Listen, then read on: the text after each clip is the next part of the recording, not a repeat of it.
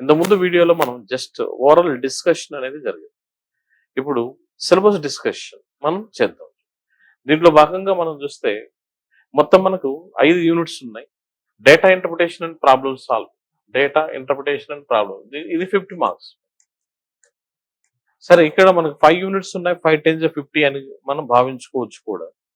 కాకపోతే అటు ఇటు జంబ్లింగ్ అవ్వడానికి అవకాశం. అయితే ఇక్కడ మనం గమనించినట్లయితే ఫస్ట్ సెకండ్ సెక్షన్ లో డేటా ఇంటర్ప్రిటేషన్ ఉంది. తర్వాత రీజనింగ్ పార్ట్ కూడా కొంత కలవడం అనేది జరుగుతుంది.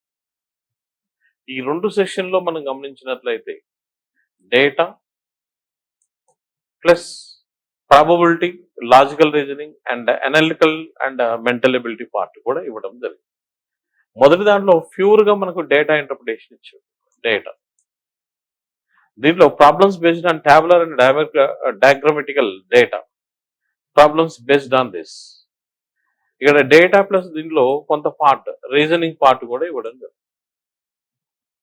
ఇక తర్వాత థర్డ్ అండ్ ఫోర్త్ యూనిట్స్ మనం గమనించినట్లయితే ఇక్కడ కూడా అర్థమెటిక్ ఉంది ప్లస్ రీజనింగ్ పార్ట్ ఉంది.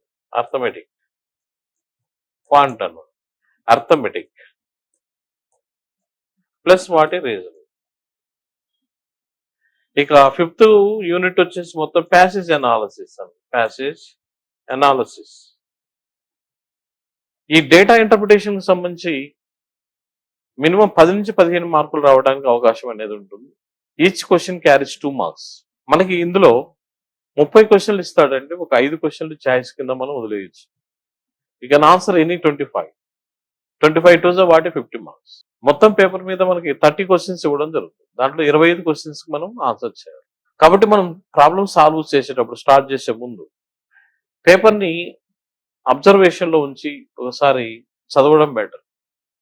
నీవు ఏవైతే సాల్వ్ చేయగలవని, ఈజీగా సాల్వ్ చేయగలవు నువ్వు భావిస్తావు, ఫస్ట్ మనం క్వశ్చన్ పేపర్లో టిక్ చేసుకోవడం అవసరం.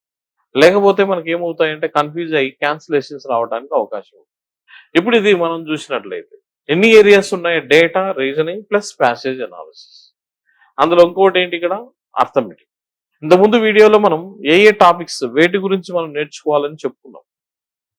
ముఖ్యంగా ఈ పేపర్ కు సంబంధించి not only this, for every competitive exam, ఏ ఎగ్జామ్ రాయాలనుకున్నా కూడా బేసిక్స్ మీద పూర్తి పట్టు ఉండాలి. ముఖ్యంగా బేసిక్స్ వేటి మీద పట్టు ఉండాలంటే పర్సెంటేజ్, శాతం, తర్వాత రేషియో అండ్ ప్రపోర్షన్, నిష్పత్తి, అనుపాతం, ప్లస్ యావరేజ్, సగటు, వాటి వర్గీకరణ.